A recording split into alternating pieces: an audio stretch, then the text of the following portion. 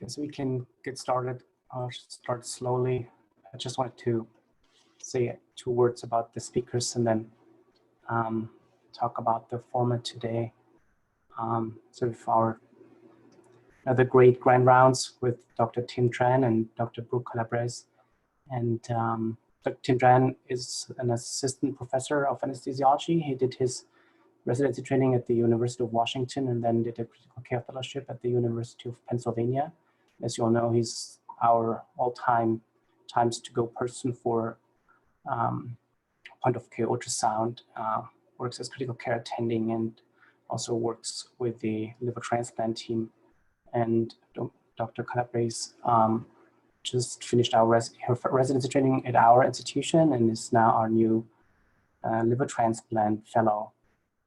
And I brought some people with me. I have Dr. Fernandez Bustamante, Dr. Jason Brainerd, and hopefully at some point, Dr. Assam, who will help with the discussion and ask questions towards the end. So whenever you're ready, Tim, you can go ahead and I'll move my. Thanks, Tobias. I just pull up my slides.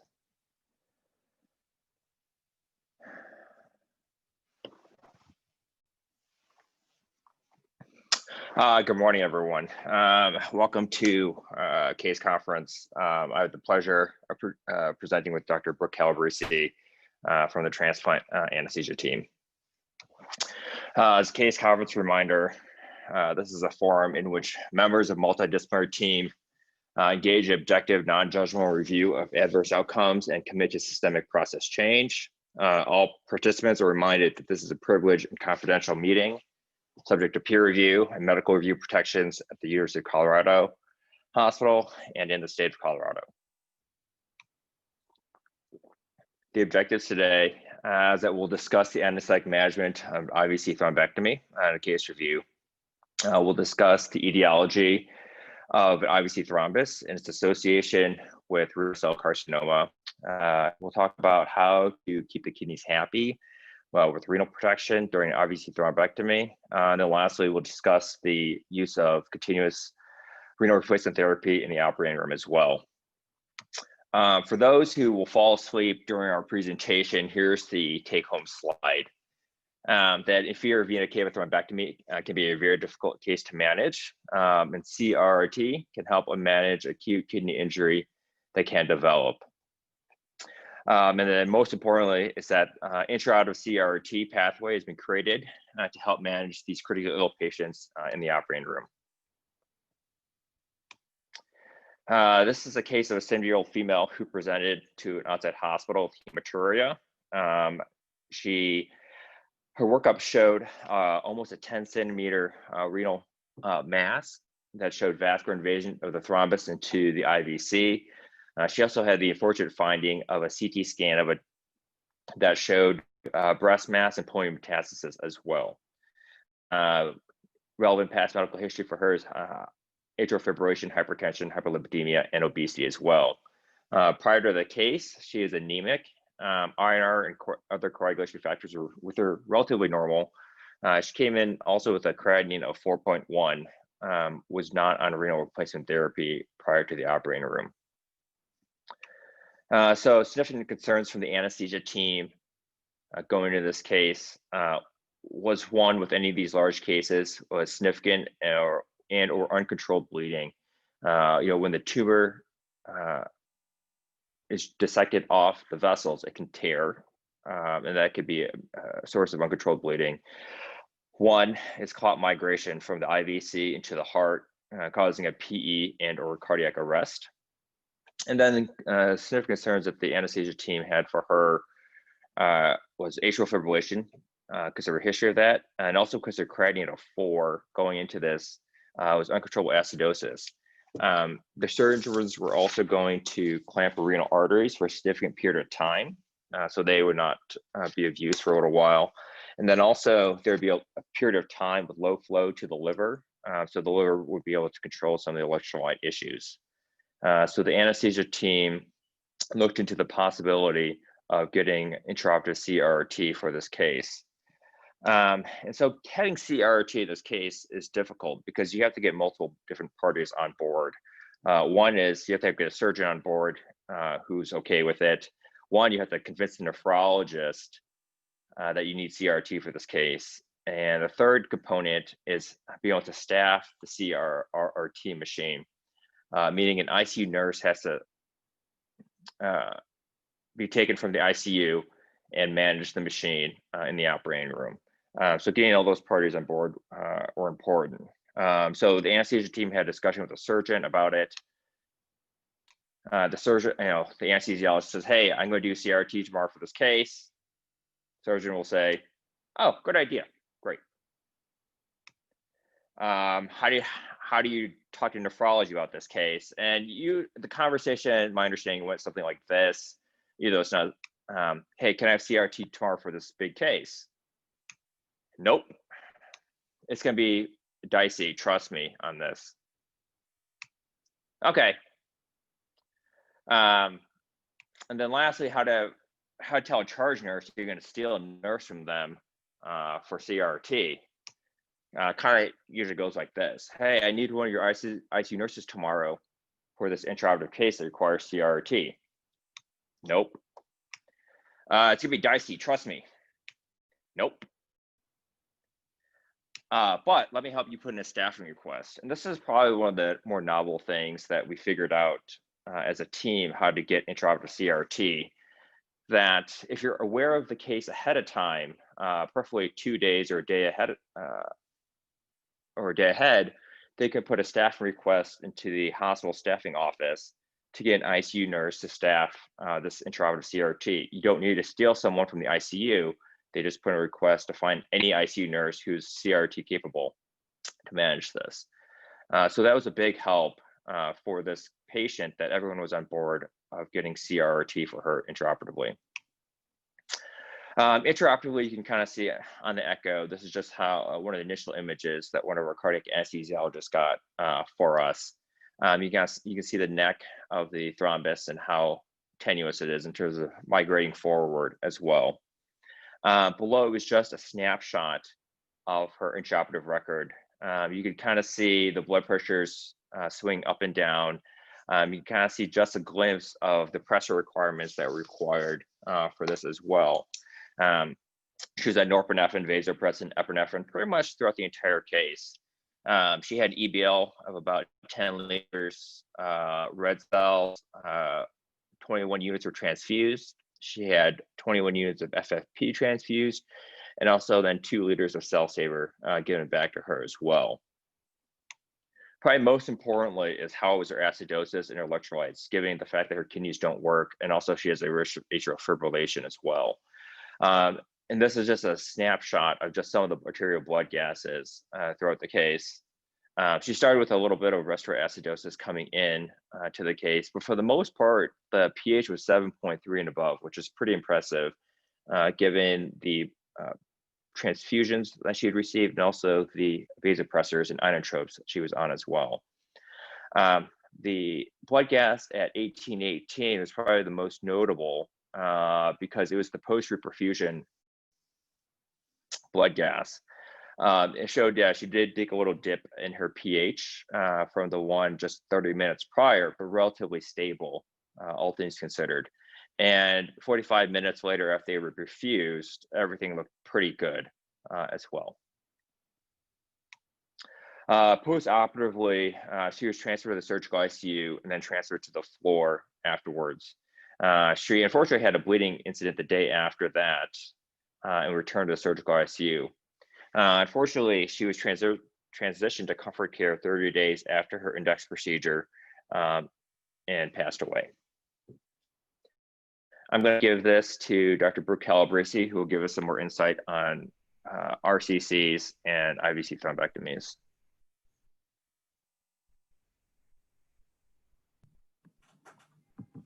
Let me just share my screen. I am presenting from a office in Leprino, so I apologize if you can hear any construction going on. So the basics of renal cell carcinoma. This is a very common cancer. It causes 3% of all adult cancers and greater than 95% of all kidney cancers. There is a male predominance with peak incidence in the 5th to 6th decade of life. The number one risk factor is smoking, so many of your patients will be smokers or former smokers. Symptoms usually often appear once the tumor is quite large, or it is found incidentally on imaging for another reason. Survival rates can be quite high if the tumor is small and limited to the kidney, 95% at 5 years. It's less than 7 centimeters with no metastases or no extension. However, this drops significantly to 20% at 5 years, as soon as that tumor extends beyond garrota fascia, or if there's more than one lymph node involved. What we're talking about today is cavoatrial extension in renal cell carcinoma. Cavoatrial extension is defined as any tumor that extends into the renal vein, IVC, and possibly the right atrium as a thrombus. This is not as rare as we like to think. It happens in 5 to 10% of cases of renal cell carcinoma.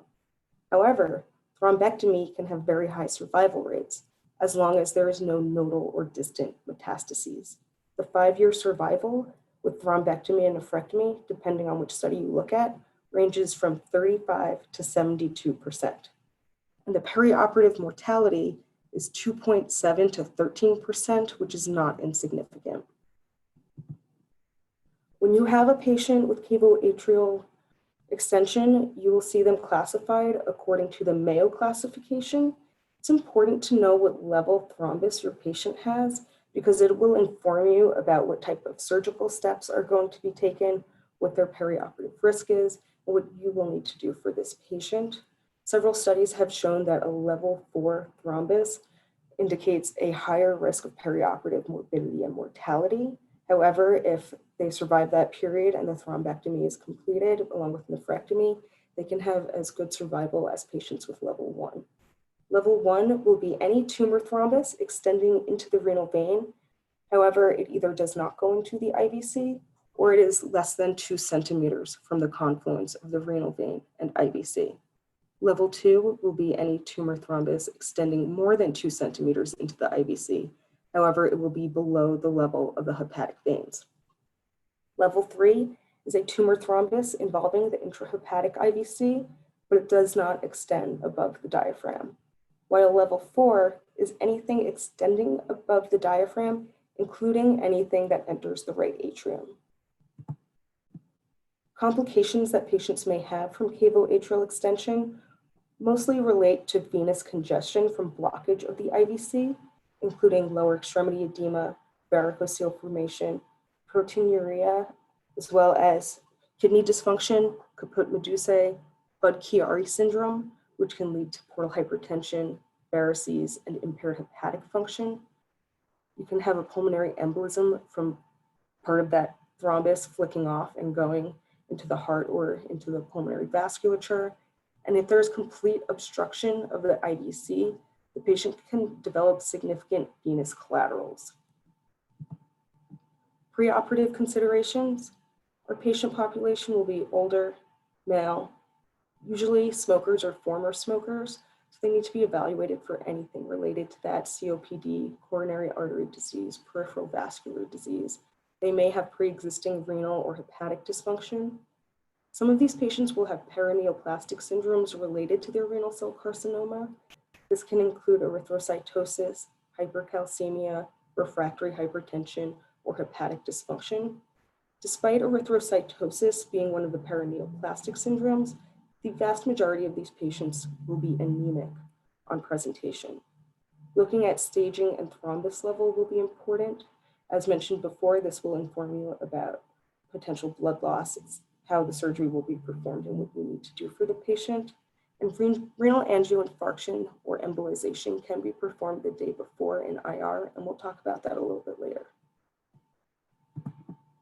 Surgical considerations, basic steps. Number 1 step is always placement of transesophageal echocardiography by our team. This is so that we can see how far this thrombus has propagated, if it has extended beyond where we thought it was from prior imaging, and so that we can monitor with that. This informs surgical planning and must be done. There's then exposure of the kidney and vessels, gentle palpation of the thrombus. Surgeons may milk it caudally to be able to place a clamp. Clamping is then done of the renal arteries unless it's been embolized, renal veins, and then the IVC above and below the thrombus. Cavotomy and thrombectomy are then performed. Thrombectomy usually goes pretty smoothly. It is pretty rare for the thrombus to extend into the wall of the cava. If it does extend into the wall of the cava, there may need to be a significant reconstruction done, which complicates things. The IVC is then flushed with heparinized saline to remove any remnants. Cable repair is done, clamps are released, and nephrectomy is performed. As this thrombus propagates further, the surgery, of course, becomes more complicated. In level 2 thrombus, which you'll remember does not extend to the hepatic veins, the initial portion will be focused on control of the IVC with limited manipulation to help prevent embolization. Level 3 and 4 will likely require liver mobilization. Right atriotomy might need to be done to control the distal portion of the thrombus. It may require VV or cardiopulmonary bypass. Here are some images to give you an idea of what the surgery looks like. Top left, on the left-hand side, you can see the thrombectomy being performed. You can see where the vessels are tied or clamped off above and below the thrombus in the IVC, as well as the contralateral renal vein. And then the cavotomy is performed and thrombectomy. And it looks like in this case, it is a drawing, but that the thrombus came out in one piece. On the right-hand side of that image, you can see what it looks like after the IVC is repaired and nephrectomy is performed. Bottom image is just a reminder of your anatomy. The left-hand side is the anterior aspect showing the relationship of the IVC and the liver, and the right-hand side showing the posterior aspect. Top middle drawing is what the surgeon is seeing when that liver is retracted, duodenum's retracted. You can see the relationship of the IVC to both the liver and kidney. And on the right-hand side is a surgical specimen from a nephrectomy with IVC thrombectomy. I think this image gives you an appreciation for how large these thrombi can be and exactly what we're dealing with. One of our most important surgical considerations in these cases is blood loss, because there is the potential for massive hemorrhage. As you heard in this case, the patient was transfused quite a lot. Tumors are often very vascular, and they're usually large when they're found. The most caution should be in patients with complete IVC obstruction or portal hypertension, because these are the patients that have developed those venous collaterals, which can bleed during the dissection phase. The bottom line is you should be prepared for massive transfusion, have your rapid infusers ready, and have your blood checked before you start. Our next surgical consideration is thrombus embolization. This is a rare but potentially fatal complication, probably the most feared complication in these cases. There is one case series of almost 300 patients showing the incidence to be a little less than 2%. However, 60% of those patients died from the embolization. So it's a scary complication. Surgeons will prioritize handling the IVC and any thrombus gently to help prevent embolization. However, it can still happen. TEE is our first line for monitoring the thrombus level and for any embolization, and treatment will be similar to any other large PE. Mostly supportive, possibly with resection from the surgeons. Bottom line, despite being rare, this needs to be high on your differential if the patient develops sudden tachycardia, desaturation, or hypotension. A quick word about bypass. Cardiopulmonary bypass has been used at our institution for these cases, usually for thrombus level 3 or 4, where the thrombus cannot be milked caudally for clamp placement. It's done in conjunction with CT surgery. Some institutions will use a deep hypothermic circulatory arrest for these cases. We have not. Veno-venous bypass has not been used at our institution. We haven't needed it. It has been done at other institutions in patients with minimal extension above the diaphragm. However, bleeding from the hepatic venous system can be quite significant, and they often require a Pringle maneuver. Onto our anesthetic considerations. You should be prepared to manage hemodynamic instability, massive hemorrhage, coagulopathy, acidosis, electrolyte disturbances, including hyperkalemia, developing or new onset organ dysfunction, including renal dysfunction, hepatic dysfunction, and cardiopulmonary dysfunction, and very close communication with the surgical team. The bottom line being, these cases can be very challenging. Lines in monitoring. You want large bore IV access, whether that is in the form of 14 gauge IVs, rapid infusion catheters, MAC catheters, or a Cordis. An arterial line is mandatory for hemodynamic monitoring because you will be sending off a lot of blood gases and other labs. A pulmonary artery catheter may be useful, especially in cases where you're going on cardiopulmonary bypass. Transesophageal echocardiography, again, is mandatory. As mentioned, this is our first step in the surgery. We're using it for surgical planning and for monitoring. And then if we are planning on doing CRRT, we need to give consideration to our dialysis access. Are we placing a line for this? Does the patient already have access? How are we going to manage putting in a dialysis access plus our large bore fluid line? Two questions that come up are if central lines are safe and if PA catheters are safe. After all, some of these patients have thrombus extension into the right atrium. You could potentially embolize this by placing a line that goes into the right atrium. The short answer is they are probably safe. It should be placed by someone who's very experienced. Your TEE probe should be placed beforehand so you can do this under TEE guidance and try to steer your line away from the thrombus, and you'll be able to see immediately if anything embolizes. Bottom line, more access is better. Here are some images from case reports of TEE during these cases. The top left is actually from a textbook, and it shows this tumor thrombus extension into the right atrium. The bottom left image is from a case report. It shows the tumor thrombus in the right atrium, and the second half of that image is after thrombectomy, and through using TEE, it was found that there was still a remnant of the thrombus in the right atrium, and on looking at the specimen, they saw that there was a piece missing. So because of the TEE, the surgeons knew to go in and finish resecting that. This middle series of 3 is an IVC thrombus, which goes to the IVC-RA junction. This patient on their preoperative TTE was found to have clot in their right pulmonary artery as well from embolization. The middle image shows that the right atrium and right ventricle were clear of clot. However, during the case, there was further embolization of this thrombus. They had to crash onto cardiopulmonary bypass, and you can see in the bottom image in the IVC where the clot migrated from. The right image is more of your typical TEE image that you will see during these cases. If there is non-extension into the right atrium, it is showing propagation of the thrombus through the intrahepatic IVC at the confluence of the portal vein. These images really highlight how important TEE is in these cases and how it can change the course of the surgery. Cross-clamping of the IVC affects nearly every organ system, as you can see here. The 2 points I would like to highlight are the cardiovascular and renal system for the purposes of this talk.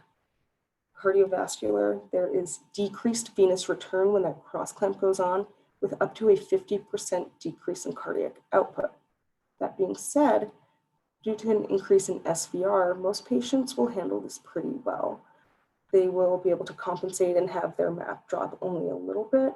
The patients that have portal hypertension or complete IVC obstruction and have those venous collaterals will not have quite as big of a drop in venous return. For the renal system, there is a decreased perfusion pressure and renal outflow, which increases venous congestion. This is a big problem when it comes to postoperative AKI, with 20 minutes of cross-clamp time being found as an independent risk factor for postoperative AKI. When the cross-clamp is placed, you'll be watching for hypotension due to the decreased venous return to the heart. Again, the patients with collaterals will likely have less hypotension. Most people will have the instinct to give IV fluid when this hypotension occurs. because it's decreased preload. We usually give fluids for that. However, in this case, we should use vasopressors because once that cross clamp is released, now you have all the intravascular volume they already had, plus the IV fluid you gave. You can flood the patient, cause right heart failure or pulmonary edema. If there is acute blood loss, of course, we should be replacing that with blood products. However, pressors are your best friend here. When the cross clamp is released, there's that sudden increase in venous return, as I just mentioned. There's washout from areas that had venous congestion, which can lead to hyperkalemia and acidosis. This is a good time to monitor with TEE, and close communication with the surgical team is mandatory. They will let you know when they're replacing their cross clamp, when it is being removed. They will often give you a few minutes heads up so that you can tee the patient up, call your attending unit if they had stepped out. Bottom line, both clamping and unclamping can be tenuous. Wouldn't be an anesthesia talk without speaking a little bit about analgesia. These patients have large incisions. They can be a flank, subcostal, or thoracoabdominal incision. An epidural may be placed. That's based on a discussion between the acute pain team, the surgical team, and the in-room team. If an epidural is placed, you will want to avoid running your local anesthetic until those dicey parts are over, so you don't shoot yourself in the foot with hemodynamics. Other options are perivertebral or intercostal blocks. Multimodal analgesia is, of course, your best friend, with avoidance of NSAIDs in these cases. Miscellaneous anesthetic considerations. These patients have a very high thrombotic risk to their underlying malignancy. You should double check heparin orders, whether it's sub-Q heparin or if you'll be giving IV heparin. Make sure it was given. Sequential compression devices should be on the patient. This needs to be double checked and discussed during the timeout. Hyperglycemia should be controlled. Blood glucose goal of 140 to 180. We all know that 180 tends to be our upper cutoff for most procedures. And we say 140 because tighter control can lead to hypoglycemia, hepatic dysfunction, especially in those cases where there's liver mobilization or retraction, such as level 3 or 4 thrombi. It'll lead to hepatic venous congestion. Pringle maneuver may be used, and you will need to have a discussion with your patients that may have pre-operative hepatic dysfunction, that this can lead to significant dysfunction afterwards. You should be ready with several options for vasopressors and inotropes. This is not the case where you hang phenylephrine and say that you'll call for something if you need something else. You should be ready with several different drips and with different bolus options. Renal angioinfarction, as mentioned earlier, may be done the day before.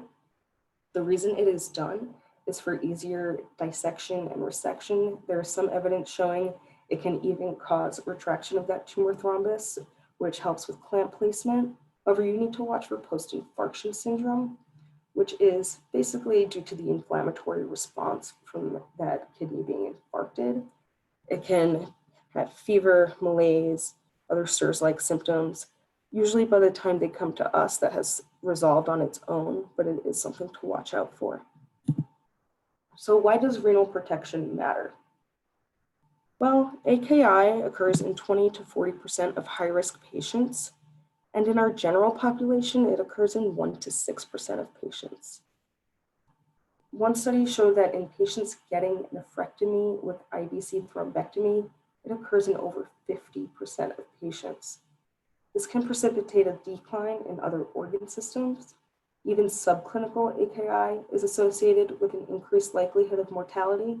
Subclinical AKI being AKI where there is not a bump in creatinine or drop in urine output, but the AKI is found through other biomarkers that are starting to be used. Postoperative AKI has been associated with development of CKD and end-stage renal disease, increased risk of death, even with minor changes in creatinine as low as 25% above baseline, prolonged hospitalization, increased in-hospital mortality, 30-day mortality, and 1-year mortality. One study finding a difference of 13% versus 0.9% for in-hospital mortality, 26 versus 6% for 1-year mortality, and there are higher rates of 30-day readmission. The bottom line, post-operative AKI, including subclinical AKI, is associated with worse outcomes, higher mortality, and long-term complications. I would suggest everyone reads this review article that I put an image of here. It's from Anesthesiology in January of this year, and it goes over perioperative acute kidney injury, and it's very informative. A couple of the images I have coming up are from this article. So this is from that article I just mentioned. AKI can lead to hepatic inflammation, decreased liver function, uremic encephalopathy, ICP changes, altered cerebral perfusion, worsening of heart failure, increased mortality in heart failure patients, pulmonary edema, increased vascular permeability, higher infection rates, and something that is not shown here is dysfunction in the gastric endothelium, leading to more bacterial translocation, bacteremia, and sepsis. How do we predict those at risk? There are patient factors and surgical factors. Patient factors for increased risk of AKI are advanced age, African American race, pre-existing hypertension, active CHF, CKD, pulmonary disease, insulin-dependent diabetes, peripheral vascular disease, presence of ascites, high BMI. Almost none of those are modifiable risk factors. We can only risk stratify from these. Surgical factors, the first 2 points are related to cardiac surgery. We all know cardiac surgery is a higher risk for AKI due to cardiopulmonary bypass and prolonged cross-clamp times. Intraperitoneal surgery on its own is a risk factor, as well as increases in intra-abdominal pressure, usually above what we are using for laparoscopic surgery. And specifically related to abdominal surgery, there's an increased risk of AKI with intraoperative blood transfusion, episodes of intraoperative hemodynamic instability, and use of vasopressors and diuretics, which all 3 points sound like something that we will be doing during a nephrectomy with IVC thrombectomy. Bottom line, many of our patients are high risk, if not all of them. And many of our patients in the general population are high risk as well. So what do we do about this? Well, in the past, there was renal dose dopamine. We know now that's detrimental. Furosemide has no real evidence showing that it helps with postoperative AKI. Mannitol, extensively studied in nephrectomy and partial nephrectomy, shows no evidence. N-acetylcysteine was a good idea, but showed no evidence. Statins were studied because they can decrease inflammation. They actually may increase the risk of AKI if they are continued postoperatively. Something promising is dexmedetomidine. There was a large meta-analysis showing lower rates of AKI in cardiac surgery when dexmedetomidine was used. This can be due to decreased release of norepinephrine. I don't think it's enough to say that this is renal protective. However, it may not be a bad idea to throw it into the mix if you have other good reasons to use it. Of course, avoiding nephrotoxic drugs like NSAIDs and aminoglycosides. Something interesting that's starting to be studied is renal ischemic preconditioning, with the theory that if we induce ischemia, the body will be preconditioned to handle it later on. It's difficult to induce renal ischemia, so remote ischemic preconditioning is being studied, where blood pressure cuffs are being used to induce ischemia in a limb. Different protocols exist, and with the different protocols, there's mixed results showing either no protection or some protection. I expect there to be more literature coming out about that. Fluid replacement, we know that restricted regimens are associated with higher rates of AKI. However, we still want to be careful not to flood our patients. Fluid composition, we all know to avoid sodium chloride because it increases the risk of AKI. We want to use balanced solutions like Plasmolite and LR. Goal-directed hemodynamic therapy, some studies showing it makes a difference, some showing it does not. Anemia and transfusion are both risk factors on their own. Anemia due to the decreased oxygen carrying capacity, and transfusion due to immunomodulation.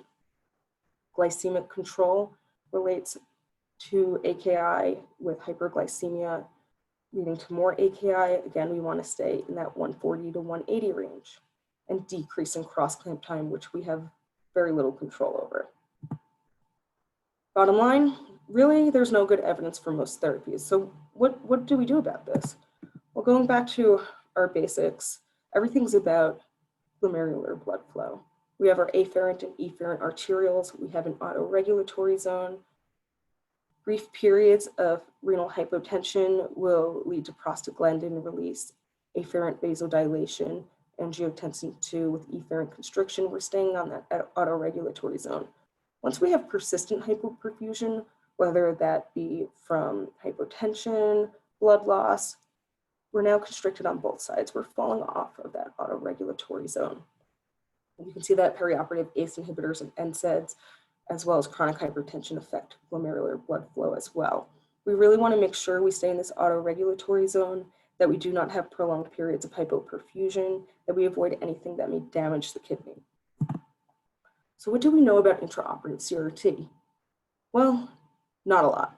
Most of the literature is related to liver transplantation. There are no randomized controlled trials. Most of it is feasibility trials, and they've all found that it is feasible to run CRT during surgery. We know from our experience that using CRT can help prevent fluid overload, manage acidosis, manage hyperkalemia, and prevent large sodium swings. CRT is used to help get that patient through the intraoperative and immediate postoperative period. It will not prevent an AKI, but it will prevent your patient from having adverse effects from not being able to compensate on their own. The bottom line is we need more studies, but we know it helps. So when should we consider CRT? If you have a critically ill patient who is already on CRT, where interruption during surgery might be detrimental, a lot of us will have patients from the surgical ICU that are already on CRT that may need to continue it. How do you know that interruption would be detrimental?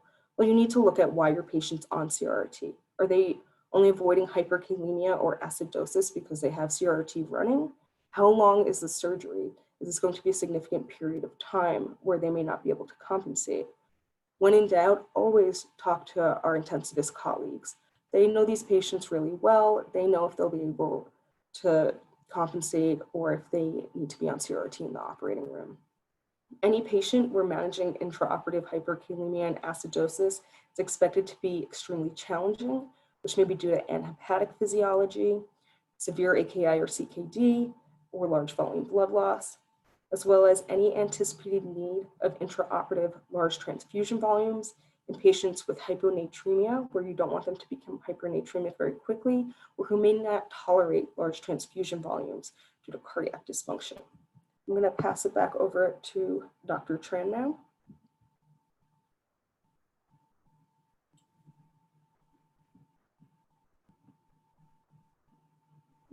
If I can figure out how to unshare my screen.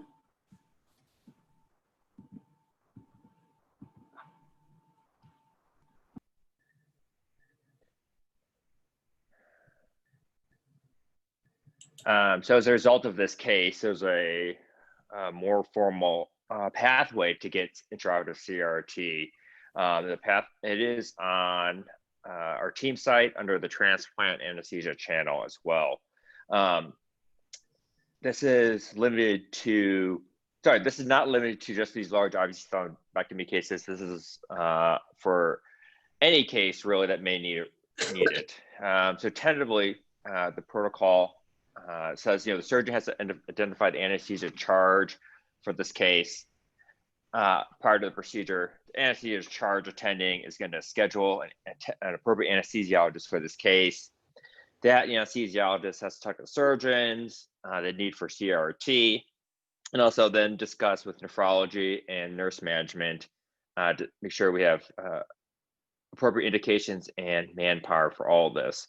And this should occur a day before the planned procedure. It was very fortunate that the anesthesia team was able to pull this off for this specific case within the afternoon before the procedure. But for these larger cases, they want to be able to plan this out a little bit better. And that's the last slide. We'll open up for questions.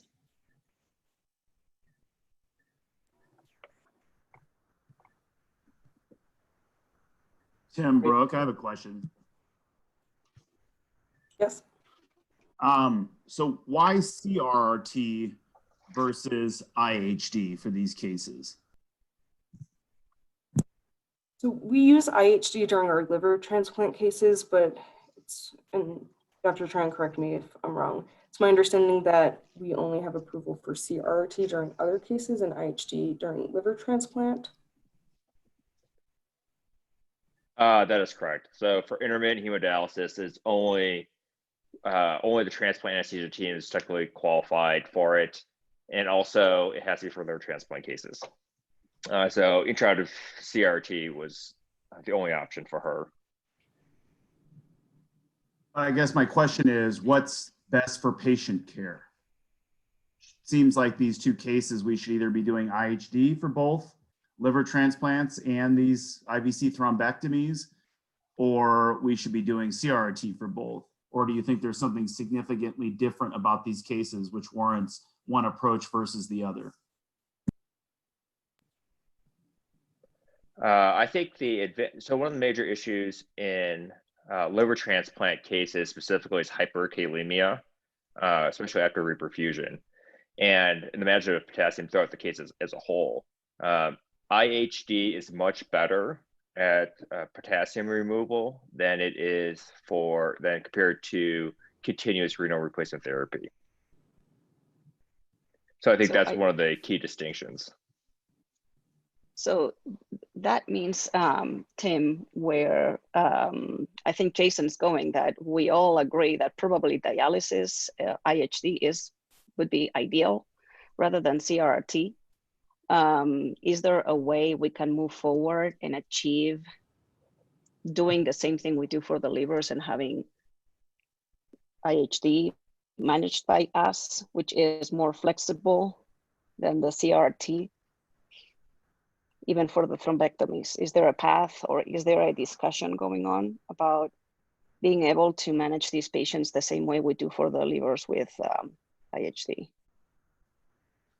I think that's a great question. I think that comes down to a manpower and staffing question, just because as of right now, only liver transplant anesthesiologists are credentialed for IHD. If you want to expand that, and still keep an appropriate level of quality for it, you can. I think there's a manpower, talent management question that would have to go down that for that to happen.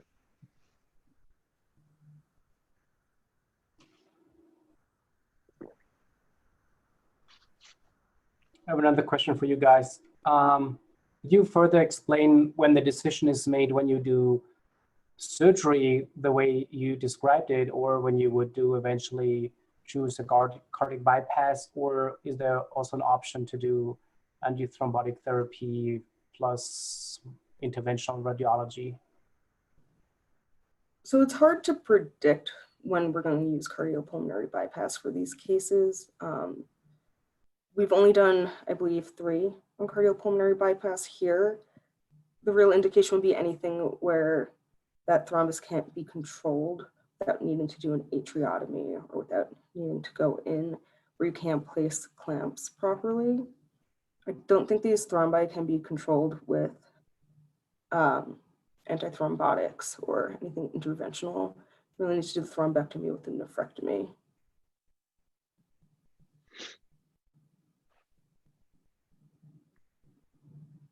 I don't know if that answered your question. No, kind of. I just was wondering, I just quickly looked up, obviously there's some states where you would do some anticoagulation, and obviously IVC filter would have not worked in this case, I assume. So I was just wondering at what stage if you ever consider doing interventional radiology plus antithrombotic therapy, because you did not mention it at all. And then in this case, I was wondering, was this that acute? Was that an emergent case, or could you have waited? Then also the question I had was, since the case was so smooth, what happened later on that she started bleeding? What determined the outcome? Is there something you can tell us?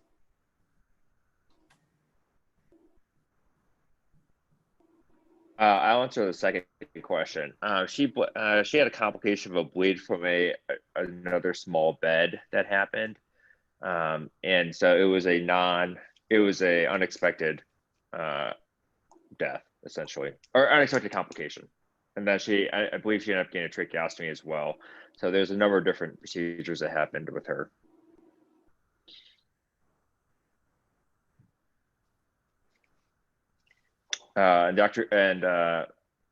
The bleeding was from, sorry, just someone reminded me, it was from she was starting a heparin drip, and then there was a mass that bled from that. I was going to add, many of these patients need open surgery anyway for the tumor resection. So even if you attempted to do anything interventionally, that would only take care of part of the tumor, but the management would be significantly harder if something embolized. And the patient would still need the nephrectomy or the tumor resection. I see a comment from Dr. Wilkie is that, if I understand that right, she says you can't use any lytic therapy in tumor thrombosis. Is that correct?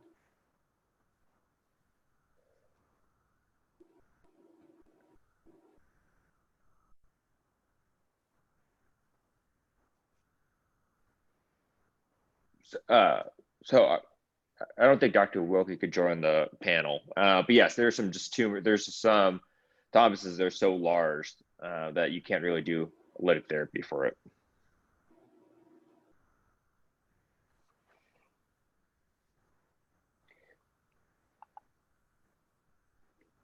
I was going to suggest if there are any teaching points that, people in the audience that are not going to be directly taking care of these patients, but what are the teaching points or the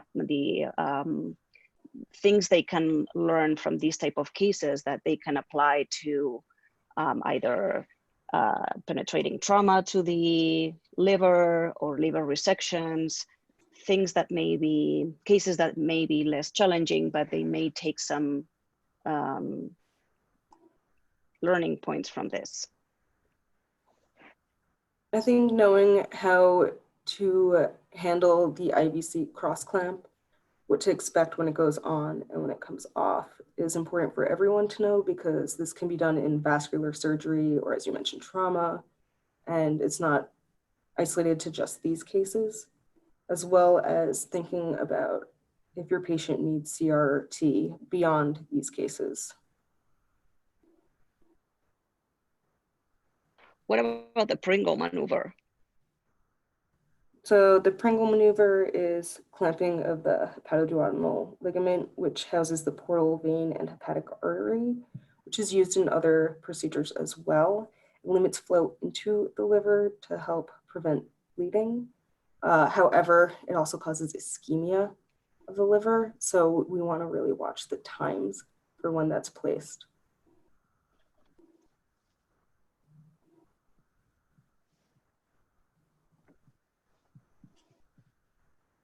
So this is an example that I wanted to bring up because I recently had a patient with a penetrating abdominal trauma in the middle of the night, and there was very similar scenario to what you have been describing with the liver portion or the manipulation, the bleeding, and they ended up clamping the ligament, doing the Pringle, for a significant portion of the time. So anytime the Pringle is done for over 10 minutes, you have to start being concerned with significant liver ischemia and its consequences in terms of your management, your drug, your destination, all those things combined.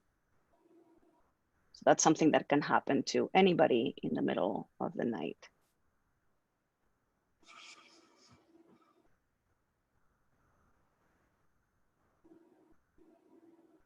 Very good, great discussion. Did anybody else have a question? I don't see anything in the chat box. Jason? Anna, you have more questions?